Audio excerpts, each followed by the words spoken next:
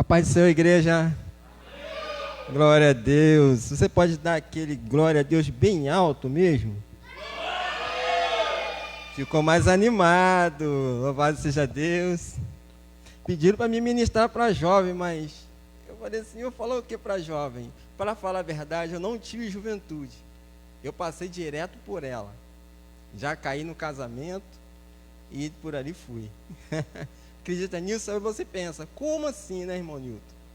Como assim você passou pela juventude? Porque minha vida foi só trabalho. Então, para mim, ministrar para jovem é meio complicado. Mas Deus vai nos ajudar nesta noite. Amém? Vocês estão felizes? Vocês vão me ajudar? Glória a Deus. Estou muito feliz pela oportunidade nesta noite de estar ministrando aqui para vocês. Quero dizer que vocês são fortes. Não há barreira para o jovem. Porque a Bíblia fala que vocês são fortes. Vocês podem romper barreiras. Que o poder está em suas mãos. É só vocês tomar coragem e confiar em Deus. Confiando em Deus, vocês vão muito longe. Porque vocês vão estar debaixo das mãos do Senhor. E eles que vai conduzir a vida de vocês. Mas se vocês se afastarem da presença de Deus, vocês vão encontrar muitas barreiras. Porque é o Senhor que vai tirando as barreiras para você caminhar e prosseguir e chegar ao destino que vocês querem chegar. Ou o destino que Deus está planejando para cada um de vocês. Talvez vocês nem sabem. Às vezes vocês têm um sonho, têm um projeto, mas os sonhos de Deus são maiores. Talvez o alcance, a meta que vocês querem alcançar, né, não são tão grandiosas como a meta que Deus tem para vocês. É só colocar a sua fé em Cristo Jesus, deixar que Ele conduza a sua vida. Mas para isso, vocês têm que estar debaixo da mão do Senhor. A Bíblia fala em Deuteronômio que Deus colocou diante de nós a bênção e a maldição. Você pode escolher qual delas que você quer seguir. Você quer seguir qual? A bênção ou a maldição? Não, está fraco. A bênção ou a maldição? Claro, gente, é a bênção. Bate no peito assim, fala para o teu irmão assim, olha, eu escolho a bênção. Isso, profetiza na sua vida a bênção do Senhor. Quantos relatos na Bíblia que Deus abençoou o povo dele? Deus tirou o povo do Egito e veio abençoando o povo que foi rebelde. Aqueles que foram rebeldes, o que aconteceu? Ficaram fora da terra prometida. É só você seguir os passos que as Escrituras, que o próprio Deus já desenhou para cada um de nós. Já está escrito. Já está escrito para nós. Louvado seja Deus. Abra sua Bíblia em 2 Crônicas, capítulo 29. Louvado seja Deus. Vamos falar sobre atitude. Mudança de atitude. Louvado seja Deus. Falar sobre mudança de atitude. Você tem esse poder para mudar. Está em suas mãos. Louvado seja Deus. 2 Crônicas, capítulo 29. Fala de um rei, o rei Ezequias. Foi um rei extraordinário.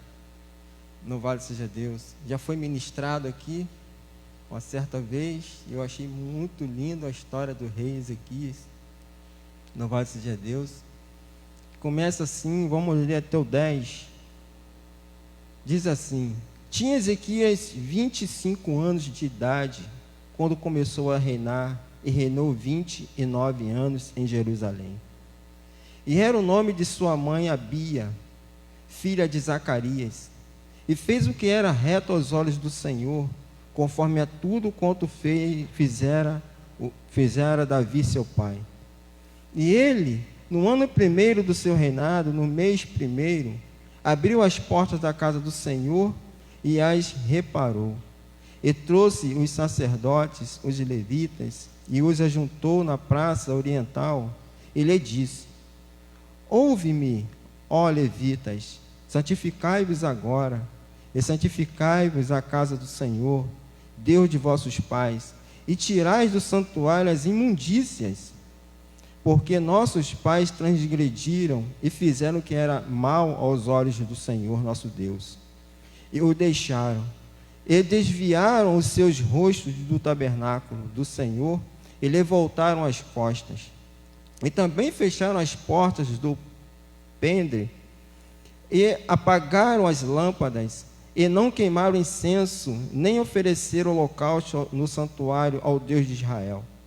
Pelo que veio grande ira do Senhor sobre Judá e Jerusalém, e os entregou à perturbação, à assolação e aos assombrios, como vós o estar vendo com os vossos olhos. Porque eis que os nossos pais caíram à espada, e nossos filhos, e as nossas filhas, e as nossas mulheres estiveram por isso em cativeiro. Agora me tem vindo ao coração que façamos um concerto com o Senhor, Deus de Israel, para que se desvie de nós o ardor da sua ira. Agora, filhos meus, não sejais negligentes, pois o Senhor vossos tem escolhido para estares diante dele, para o servires e para seres seus ministros e queimar incensos. Louvado seja Deus. É somente até aqui. O nosso patamar é aquilo que é construído antes.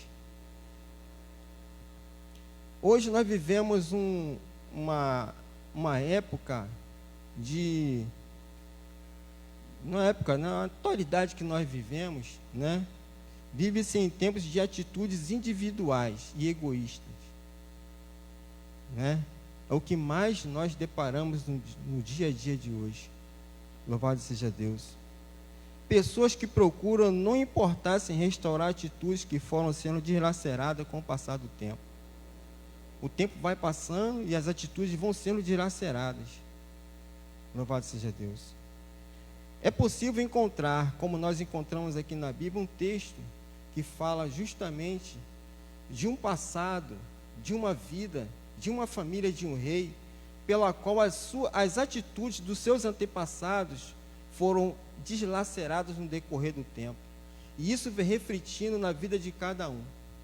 E nós vamos começar a ver as atitudes do passado desse rei Ezequias, né? Do passado dele, dos seus familiares, né?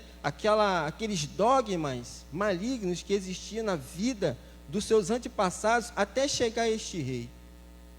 Até o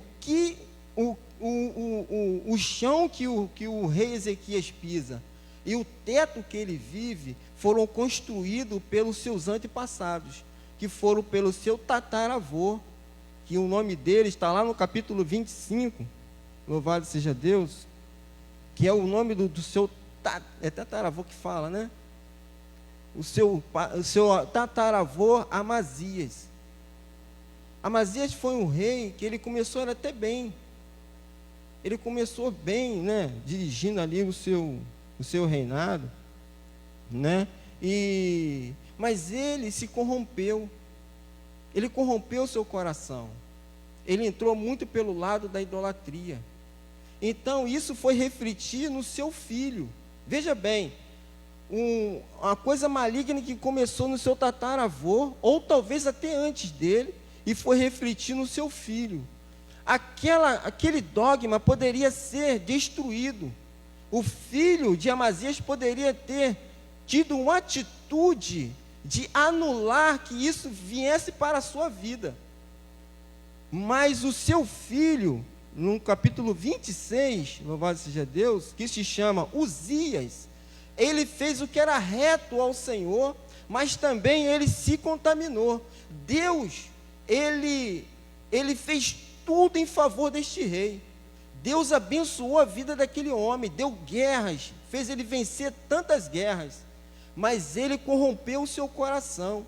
Ele achou o ponto de passar à frente da autoridade do próprio Deus, que Deus deixou para os sacerdotes daquela época, que somente eles poderiam entrar no templo e acender o incenso.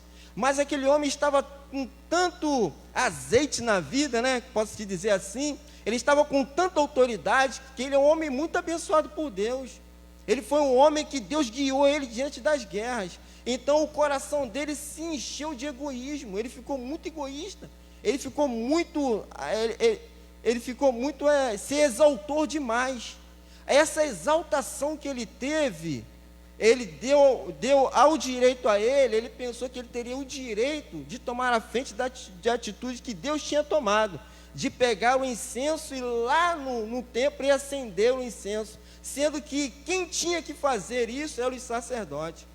E quando os sacerdotes tomaram a frente daquele rei, para impedir que ele fosse acender aquele incenso, ele não obedeceu os sacerdotes, ele foi lá e acendeu. Quando ele acendeu aquele incenso ali, que não era para ele fazer isso, ele foi contaminado por lepra. Veja bem, algo que poderia ser anulado do seu avô, né? Que era tataravô de Ezequias. Mas o filho se corrompeu o coração. Ele se exaltou de tanta bênção que Deus colocou na vida dele, ele se exaltou ao ponto dele passar à frente da autoridade de Deus. E ele foi lá acender o incenso, ele foi contaminado por lepra. E imediatamente os sacerdotes que estavam ali juntamente com ele, tirou ele do templo. E ele mesmo aceitou sair do templo e foi colocado para fora da cidade. E aquele homem morreu de lepra.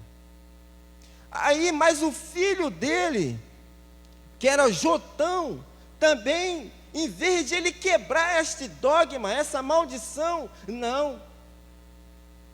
Ele fez os atos do pai, ele começou bem, mas ele construiu tudo, ele reparou o templo, mas ele não entrava no templo. Então, com isso, para ele não entrar no templo, o povo continuou servindo a idolatria. Mais uma vez, o dogma, aquela maldição não foi quebrada. Ela foi permanecendo de geração a geração. De geração a geração. Aí entra Acais. Acais, que era o filho de Jotão. Louvado seja Deus. Acais foi um homem maligno. Um homem que deturpou o templo. Ele destruiu tudo. Colocou os altares, construiu imagens para adoração. O povo estava corrompido, sabe, matava os filhos como adoração, era crianças levadas como em adoração aos deuses. Ele fez o que era mal aos olhos do Senhor, ao ponto daquele rei morrer e não ser enterrado junto com os reis. Veja bem o ponto que o dogma de maldade que veio surgindo de parentela, do tetaravô de Ezequias, do bisavô de Ezequias, do avô de Ezequias, do pai de Ezequias, que era Acais. Mas quando chegou em Ezequias, aleluia, quando chegou em Ezequias, Ezequias tomou uma atitude diferente. Ele falou assim: olha, problema deles que eles corromperam o coração com Deus, mas eu não, eu vou restaurar o altar, e vou fazer tudo que Deus almeja, vou fazer tudo que Deus gosta, daqui para frente as coisas vão mudar. As coisas mudaram, o templo foi reparado, e quando ele reconstruiu tudo, ele reuniu o povo, que coisa mais linda. Ele chamou o povo: agora vamos proclamar a Páscoa. E o povo, irmão, sentiu aquela alegria. O povo se ajuntou. Porque foi quebra. Ele tomou uma atitude de não deixar que aquela maldição prevalecesse na vida dele. Eu imagino, irmão, que muitas pessoas vivem um caso assim. Tem pessoas, por achar que a vida não dá certo, por não conquistar as coisas, de não viver certas coisas boas. Mas talvez, irmão, muitos jovens pensam assim. Eu morei no morro, eu vi muitos jovens querendo almejar coisas boas, sem ter condições de ter, ao ponto de corromper o coração, de fazer coisas erradas para conquistar algo que sem condições deles ter. Mas por que isso às vezes acontece? Porque foi algo construído lá atrás. Porque foi um teto que o pai e a mãe, o bisavô, a avó, que construíram e colocaram sobre a sua próxima geração. Talvez você pense assim, poxa, mas eu não consigo isso, não consigo aquilo, mas eu quero dizer para você, não entristeça o seu coração porque você não conquistou certas coisas, mas foi algo que às vezes lá atrás foram construídos, e hoje você está vivendo essa situação. Mas só, jovem, eu quero dizer para você, você é forte. Você é forte, você tem a capacidade de romper com isso, fazer com que, a mesma forma que Ezequias fez, de interromper esta maldição, de interromper esse laço maligno que veio se alastrando, de famílias a família até chegar em você. Mas quando chegou nele, ele falou: aqui não, em nome de Jesus, aqui não vai prevalecer na minha vida não. Eu não sei qual é o histórico da sua vida, eu não sei qual é o histórico da sua família. Talvez o histórico lá da sua família é de muita separação no casamento, é de pessoas infelizes, é de pessoas, irmão, de idólatras, de espiritismo. Talvez os seus parentes não dão certo, não estudaram. Agora chegou a sua vez. Chegou a sua vez de você tomar uma atitude, de romper com esse dogma que foi construído lá atrás, de falta de conquistas. Você pode chegar mais além. Foi falado aqui agora sobre barreiras que nós construímos na nossa vida. A minha vida, querido, como eu falei para vocês, eu não tive infância. Eu até meus 10 anos de idade, eu vivi no Belmonte, onde a minha tia tinha um terreno. Meu pai e minha mãe veio da Barra do Piraí. Eles vieram da Barra do Piraí. Quando eles chegaram no Rio, se engravidaram de mim. E moraram no quintal da minha tia. Minha tia deu um espaço para eles morarem. O terreno dela é assim, meio íngreme, né? Não era morro, não, era íngreme. Isso, obrigado. Aí meu pai fez a casa lá no final do terreno. A nossa parede dos fundos era divisória do terreno do vizinho. Mas só que atrás do terreno da minha casa não tinha moradia nenhuma. Era só mato puro, os boi andavam por ali, pelos matos. E esbarrava na parede da casa da minha mãe. Quando eu bebê ainda, né, meses de idade, minha mãe contava que as coisas batiam na porta lá da minha casa. Porque a nossa casa era a última do terreno e não tinha mais casa nenhuma. Porque naquela época era muito terreno baldio e tudo matagal. A nossa casa era no meio do mato. Para a gente descer para a rua, nós descíamos uma trilha. Muito mato, aqueles matos que arranha. E até chegar na rua, passar pelo portão da minha tia, até chegar na rua. Aí dali meu pai andava mais ou menos uns 300 metros para pegar o ônibus, para ir para dentro trabalhar. Era muito difícil a nossa vida. Minha mãe escutava várias vezes troço batendo na porta. A minha mãe gritava: Nilton, acorda, tem alguém batendo na porta. Por que minha mãe fazia isso? Porque ela achava que alguém que estivesse lá fora batendo, achava que tinha um homem ali dentro, mas era um bebê que estava ali dentro, dormindo. Então nós passamos por muita dificuldade, e eu fui crescendo, mas entre a casa da minha mãe e entre a casa da minha tia, no meio ali tinha uma tenda. Era um centro de macumba, de espiritismo, irmão, coisa maligna mesmo.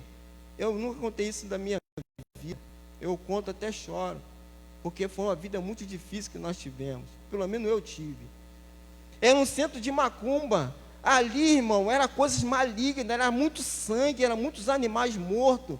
A porta da casa da minha tia era muitos carros, um carro de luxo, pessoas engravatadas, doutores, vinha de vários lugares para lá, para fazer despacho, para fazer matança, para botar o nome de muitas pessoas na encruzilhada. Eram coisas malignas, e eu tinha que conviver naquilo ali. Eu descia da minha casa, eu tinha que passar dentro do centro da macumba para poder chegar na rua, e era todo dia, irmão, muitas imagens, era troço que você, vultos, direto passando na frente das pessoas, e essas coisas que batiam na porta, irmão, era espírito mau, que batia na porta da minha casa, e minha mãe tremia de medo.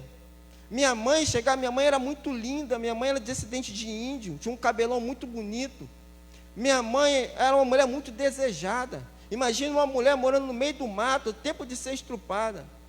E a gente ficava ali sozinho. O terreno era muito grande, da minha casa até a casa da minha tia era muito longe. E eu vivi nesse cenário de espiritismo. Uma certa vez, um demônio tomou uma mulher lá, que ela veio rodando, descendo a ladeira, rodando, incrível. Aquela mulher não caía. Ela me deu um tapa tão grande que eu bati com a cabeça no poço e desmaiei. Fui acordar no outro dia, isso aqui ficou inchado. Eu com 6 anos de idade, eu lembro disso. E fora as profecias, irmão. Uma das profecias que o diabo fez foi que eu ia servir o exército, que eu era filho de Jorge. Eu era filho de Jorge. E eu servia o exército na cavalaria. Olha como é que o demônio ele vai trabalhando na vida da pessoa, mudando a tua mente. E aquilo, irmão, tinha tudo para mim mudar a minha vida. Eu tinha tudo para ser um deles, querido. Eu tinha tudo para viver. Eu fui no centro de macumba. A mulher olhou o meu pé, ela disse: você tem um pé quadrado, você é um pai de santo. Você é um pai de santo, se você se esforçar, tu vai chegar lá. Eu falei: tá, não quero isso para minha vida não. Então eu vim vivendo cheio de promessas na minha vida do diabo, de Satanás. Aí meu pai comprou um terreno aqui no São Roque e construiu a casinha dele, e eu vim junto. Mas aquela coisa maligna veio junto com a gente. E as profecias iam se cumprindo. Eu falei: em nome de Jesus, não é possível. E eu não conhecia Deus. Irmão, o que eu estou falando aqui não depende de religião. Não depende de religião, irmão. Trata-se sim de princípios e valores que você tem que reconstruir dentro de você. É algo que você tem que reconstruir dentro de você. E eu comecei a reconstruir isso dentro de mim. Eu não tive religião. Eu não conhecia Deus. Então, quando nós viemos morar aqui, meu pai veio, mas meu pai veio de lá alcoólatra, porque você sabe que no centro de macumba há muito alcoolismo, há muita cachaça, e meu pai veio de lá viciado, alcoólatra de lá. Então meu pai muito novo, com 20 e poucos anos, meu pai bebeu cachaça por mais de 20 anos, e eu vivi aquilo ali, e meus irmãos foram crescendo vendo aquilo ali. Então eu tinha tudo para dar errado. Eu tinha tudo para ser hoje um cachaceiro, um fumante de cigarro, de tabagismo. Eu tinha tudo para virar a minha vida. Mas meu pai sempre foi um homem bom, sempre amei meu pai, sempre amei minha tia por ela ter servido aos demônios. Depois ela largou tudo, queimou aqueles altares, jogou tudo fora. Ela jogou tudo fora. Mas eu tinha tudo porque eu cresci nesse ambiente. Eu cresci no alcoolismo, irmão. Cresci no tabagismo. Meu pai fumava muito, minha mãe sofreu muito, minha mãe chorava todo dia. Minha mãe envelheceu com 50 anos, minha mãe estava velha. Minha mãe muito linda, ela foi derretendo, a pele dela perdeu a cor, de tanto que minha mãe chorava pelo meu pai. Minha mãe ficou deslacerada, ela teve pressão alta, a bolsa dela andava com muitos remédios.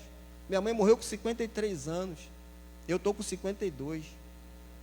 Minha mãe morreu muito jovem, porque ela veio sofrendo muito isso, mas ela aceitou Jesus, hoje ela está na glória. E meu pai veio vivendo, irmão. Quantas das vezes eu peguei meu pai num carrinho de mão, pegava meu pai, levava para o banheiro, ajudava a dar banho, junto com a minha mãe.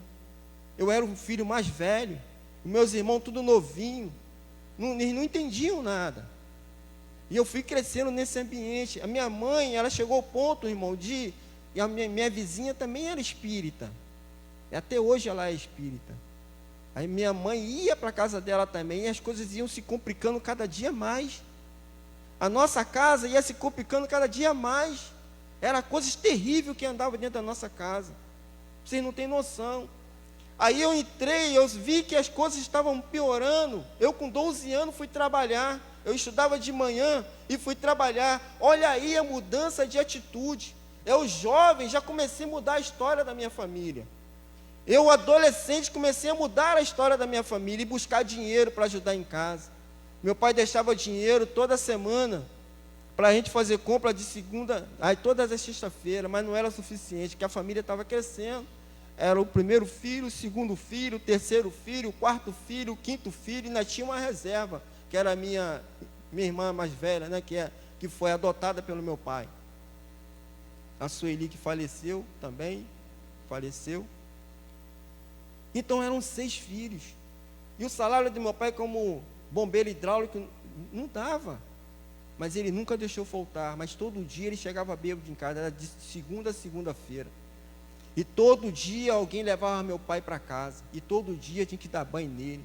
Acordava 3 horas da manhã para fazer mingau para o meu pai. Eu com 12 anos, 13 anos. E fui trabalhar. Aí, com 12 anos, eu chegava todo domingo e entregava meu salário na mão da minha mãe. Minha mãe pegava o dinheiro, me dava uma parte, falei que para você comprar a tua roupa. Mas sabe o que eu fazia, querido? Eu pegava aquele dinheiro e ajudava meus irmãos. Em vez de eu gastar comigo, eu gastava com meus 5 irmãos.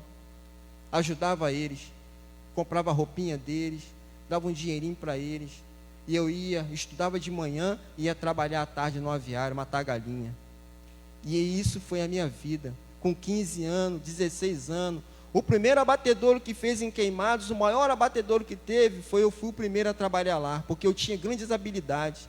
Eu matava 300, 400 frangos toda sexta-feira para entregar para restaurante. Era sexta e sábado. Toda sexta-feira eu tinha muita habilidade com as facas. Eu era profissional nas facas. Matava muito bem. Então eu fui crescendo nesse ambiente. Mas a minha atitude, irmão, foi querer mudar a história da minha família. Mudar, não trazer isso para a minha geração, que é a minha filha. Para não trazer isso para ela.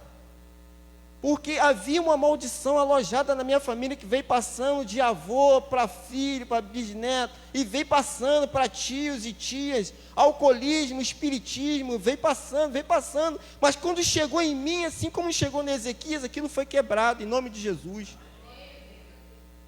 Foi quebrado para que isso não passasse à frente.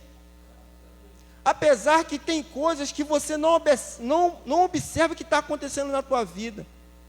Talvez você, igual os meninos aqui, tem seus pais que são cristãos, que estão na igreja, mas o sonho deles dois é que vocês dois sejam melhor do que eles. Que vocês tomem atitude que eles ainda não tomaram, porque o teto que vocês estão vivendo foi o teto que eles construíram. Mas vocês podem fazer o melhor do que eles estão fazendo hoje. Aquele quadro de separação que estava na tua vida, que às vezes muitos têm medo de casar, porque minha mãe é separada, meu pai é separado, minha mãe é isso, é aquilo, mas chegou em você agora. Daqui para frente isso não pode prosseguir, não. Eu vou casar, vou ser feliz, vou ter meus filhos, será uma bênção, e você vai conquistando. Não deixa que isso prolongue na tua vida. Mas como é que eu descubro isso, Nilton? Como é que eu descubro que tem algo acontecendo na minha vida que eu tenho que acabar com isso? Quando a mãe do Júnior fala assim: Júnior, o que você está fazendo parece com o teu pai. Você fala isso às vezes? Quando a Mary fala assim: parece teu pai, hein? O que você está fazendo parece com o teu pai. Então é a hora daquilo que a tua mãe falou, você mudar. Ah, Josiane, o que tua mãe fala assim: ah, Josiane, isso aí parece o teu pai que você está fazendo. Ou o teu pai fala assim: Josiane, você é igualzinha a sua mãe. É isso, você vai começando a descobrir aquilo que você tem que mudar, a atitude que você tem que tomar para mudar. Outro dia a Lúcia falou assim: a Joyce é igual a você, Nilton. Foi por quê? Ela não tem horário para chegar nos lugares. Então é algo que a minha filha tem que mudar.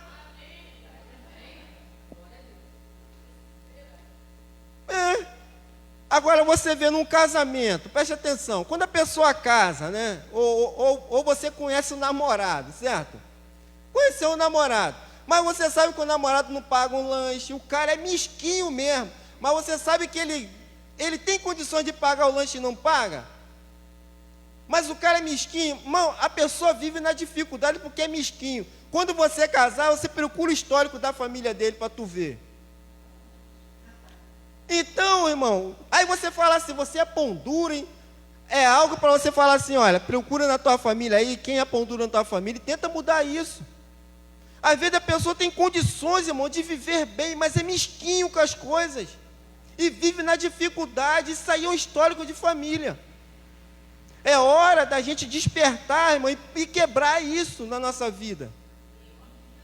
Outro dia eu estava lá conversando com um jovem e falou assim: para que estudar? Rasgou a prova assim. Aí eu fui ver a prova dele, irmão, 0. 0 na prova. Aí ele me diz assim: para que eu vou estudar? Meu pai não estudou, criou 5 filhos. Eu falei assim: mas olha só, o que era lá atrás não tem que se cumprir na tua vida não, cara. Você tem que ir à frente. Ele quer que você estude, por isso que ele trabalhou para você estar na escola. Você tem que estudar. Mas meu pai criou, eu falei assim, naquela época era tempos difíceis, não tinha o que tem hoje. Não tinha o que tem hoje. Hoje você tem tantas tecnologias, tanta coisa para você avançar, cursos online para você fazer, aulas online para você fazer. Vai à frente. Vai à frente, siga em frente. Então eu tomei essa atitude de não levar isso para a minha vida. Comecei a trabalhar, comecei a estudar. Irmão, eu nunca tive ninguém, irmão, para me incentivar a fazer as coisas. Igual hoje você tem a igreja que incentiva os jovens a romper barreiras, a seguir em frente. Tem jovens aí que não tem isso. Hoje eu estou falando aqui para incentivar você a quebrar esses paradigmas e você seguir em frente. Hoje foi dito aqui, colocou uma barreira aqui. Por que vocês têm que estar atrás da barreira, se você poder estar na frente? É maneira de você conquistar, mas o medo de conquistar, irmão, que está mexendo com cada um de nós, que não deixa a gente avançar. Às vezes o problema, irmão, está na mente. Não é nem um coração duro, está na mente. A mente está, irmão, como é que dá o nome? Paralisada?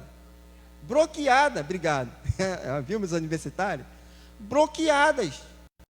Não pode bloquear, você pode avançar. Você quer ver só um exemplo tão clássico, simples, para você avançar? Veja bem, quem já soltou pipa aqui? Já soltaram pipa? Já chegou uma hora, né? De manhã você solta pipa, você vai lá, compra uma pipa, compra outra, e você vai soltando. Mas você vai voar uma hora, não vai? Você vai ficar sem a pipa. Quando vem uma pipa voada, o que você faz? Corre atrás, não corre? Você vê algum obstáculo, alguma barreira? Você pula muro, você entra em mato baldio, arrebenta espinho, não é isso? Se corta, pé descalço, cara, tu não quer nem saber. Outro dia eu peguei um menino em cima da minha garagem. Eu falei: cara, se tu cai aí, tu passa meu carro, cara. Ele: não subi não, você subiu, que lá de casa eu vi. Mas aí tem um problema, quando você pega a pipa, você passou pelos espinhos, passou pelos cacos de vidro, você pulou o muro dos outros, você fez tudinho, mas pegou a pipa, não pegou? Teve barreira? Você não conseguiu pegar a pipa? A vida é mais ou menos isso. Mas aí você pegou a pipa, não pegou? E para voltar?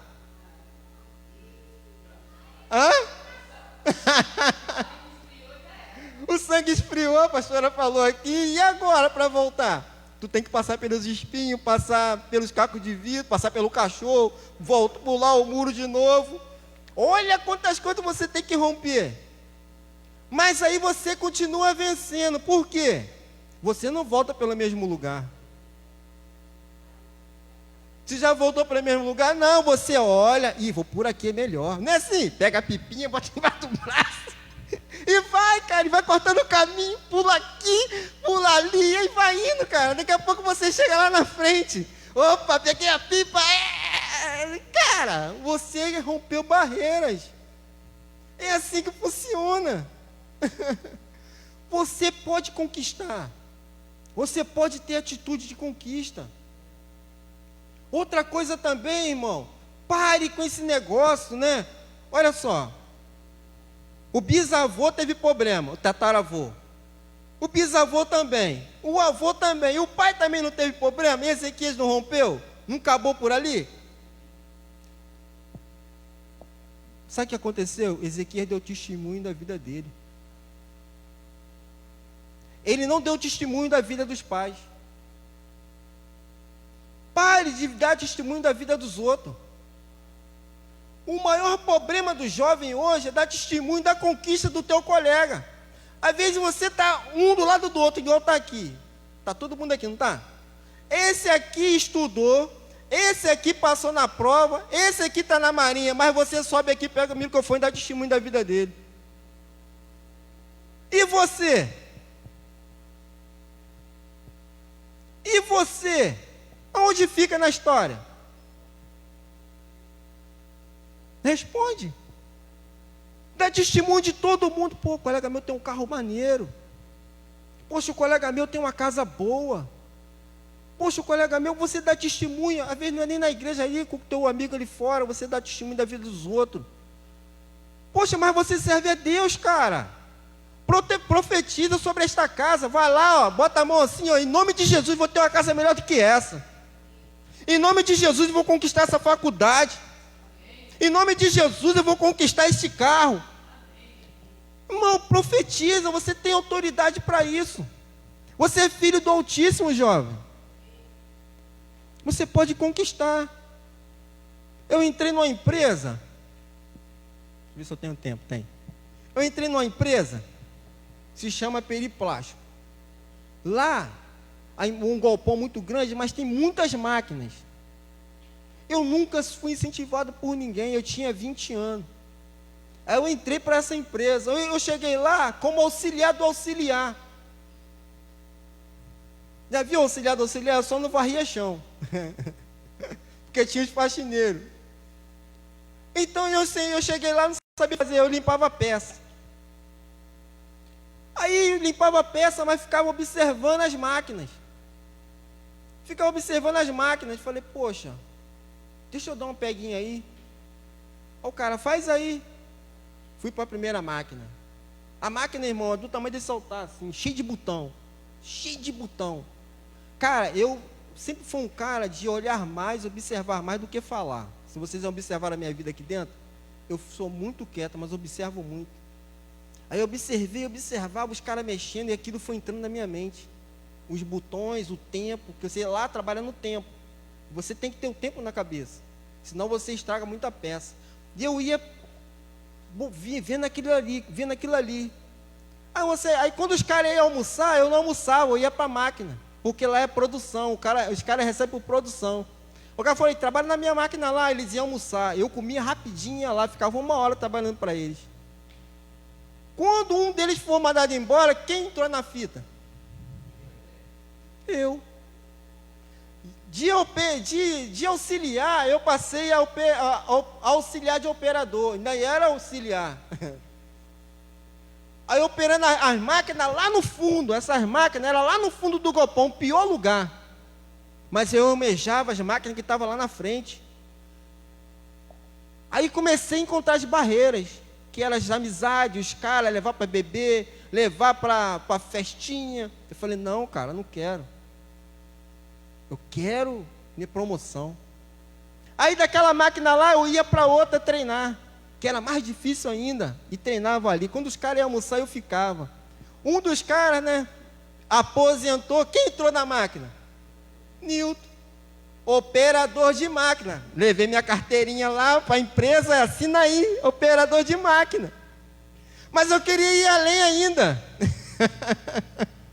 Falei, eu quero aquela grandona. Mas ainda tinha outra grandona ainda, né? Eu falei, eu quero aquela do meio ali. Fui para lá. Comecei a trabalhar na máquina. E eu jovem, cara, 20 anos. Quem tem 20 anos aqui? Ou mais? Nós todos têm mais de 20 anos. Olha só, olha para você. Se eu fui capaz, você também é. Aí comecei a ir. Cheguei na máquina que eu queria. Ó, aquela máquina tinha até um ar refrigerado. Eu lá operando a máquina. Eu passei a ganhar mais de 3 salários mínimos. Ganhava bem. Os outros, cara, era tudo pai de filho, tinha famílias. Sabe o que eles faziam? Se enrolava todo e me pedia dinheiro. Eu emprestava, eu até dava dinheiro para eles. Cara, era solteiro. Aí eu fui mudando a atitude da minha casa. Com esse dinheiro, sabe o que eu fiz?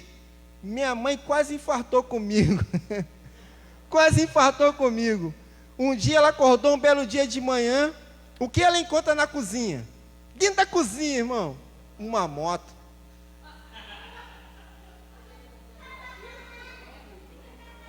Uma moto. Mas é isso, podia ser, né? Mas era o meu sonho. Aí eu comprei uma moto, cara. Minha mãe, quando acordou de manhã, meu Deus, essa moto aí dentro! Gino, acorda, teu filho fez uma loucura! Meu pai acordou. Nilton, o que você fez, rapaz? Eu falei, pai, comprei uma moto, não tá vendo? É uma moto. Aí ele, rapaz, calma, irmão, calma, Lu, calma, Tereza, calma, não é hora de escândalo, vamos ver como é que aconteceu isso. Aí, pai, eu trabalho, com o meu dinheiro, comprei o que eu gosto. Aí ela, vai ver a carta, vai tirar a carta, que antigamente era carta, hoje é habilitação.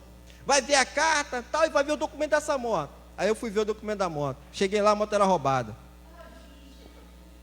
Meu pai falou pra caramba, tá vendo? Você fica aí com sonho, com não sei o que, vai entregar essa moto. Eu fui lá no cara, entreguei a moto, o cara me deu o dinheiro de volta, graças a Deus que me deu o dinheiro. Mas foi assim, de um dia pro outro, né? Foi muito rápido.